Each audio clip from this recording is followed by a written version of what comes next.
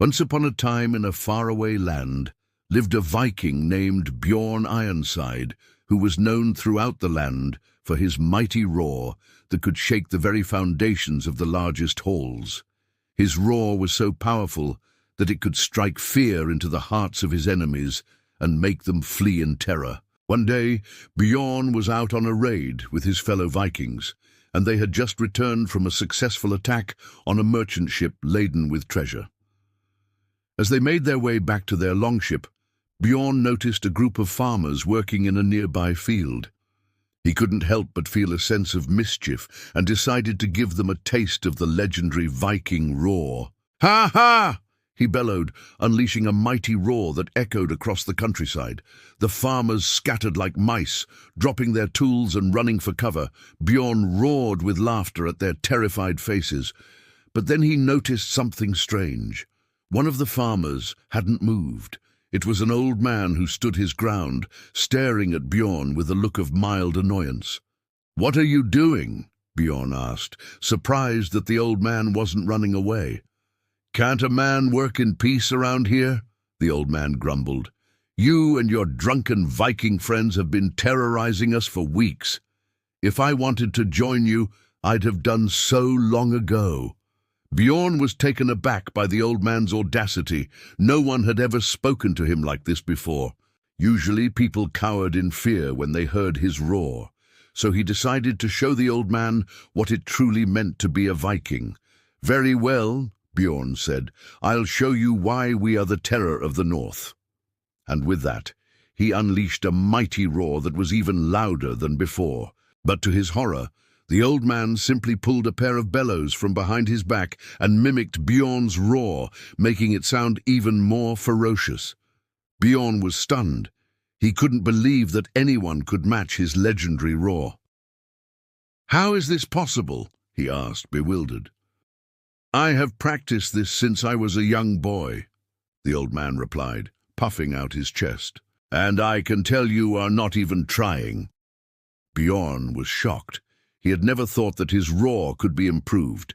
He had always considered himself to be the greatest roarer in all of the land, but now he was being told that he wasn't even trying. Determined to regain his honor, Bjorn decided to learn from the old man and see if he could improve his roar. The old man agreed to help Bjorn, and together they went to the old man's house. As they walked, the old man explained to Bjorn that the key to a good roar was not just about how loud you could make it, but also about the technique and the message behind it. When you are raiding, your roar should strike fear into the hearts of your enemies. When you are celebrating, your roar should shake the rafters of the hall. And when you are in battle, your roar should be a battle cry that inspires your fellow warriors, the old man said. Bjorn listened intently, realizing that he had been doing it all wrong. He had just been making noise without thinking about the meaning behind it. When they reached the old man's house, they sat down on some rocks outside, and the old man began to teach Bjorn the art of the perfect roar. "First, you need to find the right position," the old man said. "Sit up straight, take a deep breath, and relax your body." Then he taught Bjorn how to use his diaphragm and abdominal muscles to produce a powerful sound. "It's all about breathing," the old man said. "You need to take a big breath in and let it out slowly and steadily." Bjorn practiced and practiced, and slowly he began to feel a powerful sound building inside of him. He took a deep breath, tensed all his muscles, and let out a mighty roar that echoed across the countryside. "That's it," the old man said. "That's the sound of a true Viking warrior." Bjorn was overjoyed. He finally understood what it meant to have a great roar. It wasn't just about being loud, it was about being in control and using your voice to express yourself. The two men continued to practice together for several days, and each time Bjorn's roar became more powerful and resonant. Finally, the day came when Bjorn felt he was ready to try his new roar on the villagers. He went back to the village where he had met the old man and stood in the middle of the square.